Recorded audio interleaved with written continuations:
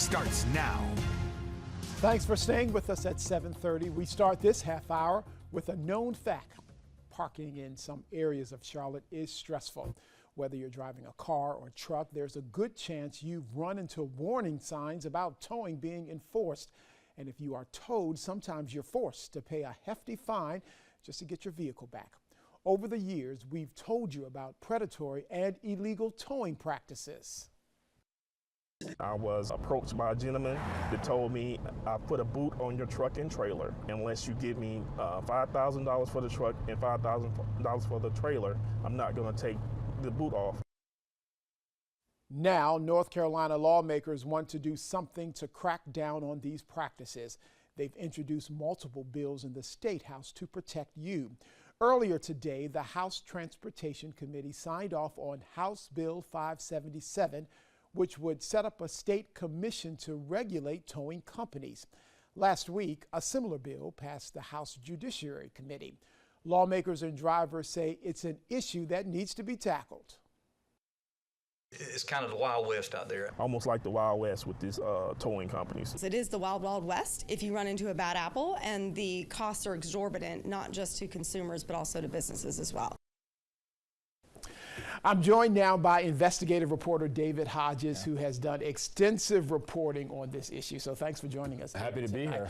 So let's get right to it. So for a long time, predatory towing has been untouched, but now it is being touched. How did we get here? I mean, I think it's because of the viewers at WBTV and people across the state who are just fed up with this. I mean, everyone at home who's watching us, you guys have been reaching out to us, telling us about your stories. We've put together specials. I've been reporting on this for 7 years at WBTV, and then more people are reaching out to their lawmakers, and you hear both Republicans and Democrats saying enough is enough. We need to figure out some type of system because it's just lawless, essentially. Yeah, so we're not talking about just one bill, but we have like several bills. So why can't our lawmakers on both sides agree to just one bill? Why multiple? They can never really agree, but the specifics in this issue, I think, are exactly just how big some of the solutions are. So one of the bills that was also filed last year would impact all towing, whether it's cars, tractor trailers, commercial vehicles. It would set up a whole system of government essentially to regulate and give permits to tow truck drivers, and also set caps on fees. That's a lot of work to get that going in government. Then there's another version that would just impact commercial trucks, tractor trailers, and then there's yet another version that would just ban booting on tractor trailers altogether. There's also a lot of money in towing. There's a lot of law enforcement contracts in towing. So there's a lot of interest in this. You think it's just kind of the random guy with the truck, but there's a lot of power players in this industry. Yeah, this is big business, big bucks we're talking about. A lot of millions of dollars every year that Charlotteans pay in getting their cars back from tow truck drivers. Well, we know that this is just a bill and it takes some steps before it becomes a law. So what do people who are just scared when they go to South End or when they go to other places that, you know, they prey on this, what should the consumer, what should they know about this? They need to be reaching out to their lawmakers about why this is important to them, because I mean, like a lot of things, you never think it's going to happen to you, then it does, and then you have to scramble together $500 to get your car back. So you have to reach out to your state legislators.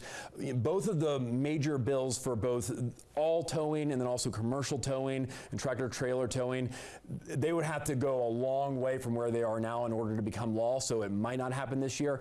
But the booting bill that would prevent booting on tractor trailers looks very possible to become law. You just have to keep being involved. If you're a driver in Charlotte, you also have a stake in what's happening in the state legislature. Got to talk to who you're electing. And we don't think that the governor would veto this. Do we think that this is something that the governor would sign? I can't imagine that the governor would. Yeah, so the booting bill it's already passed the House, just has to pass the Senate. If the governor vetoed booting ban bill on tractor trailers, I can't even imagine what the reason would be behind that. But we'd investigate it if it were to happen, I guess. Yeah, well, thank you, David, for stopping by. So that's something that we need to be alert and keep aware of. Yeah, reach out to us anytime. Thank you. Thank you, David. So now let's get a check of the forecast with meteorologist Rachel Coulter. Hey, Rachel.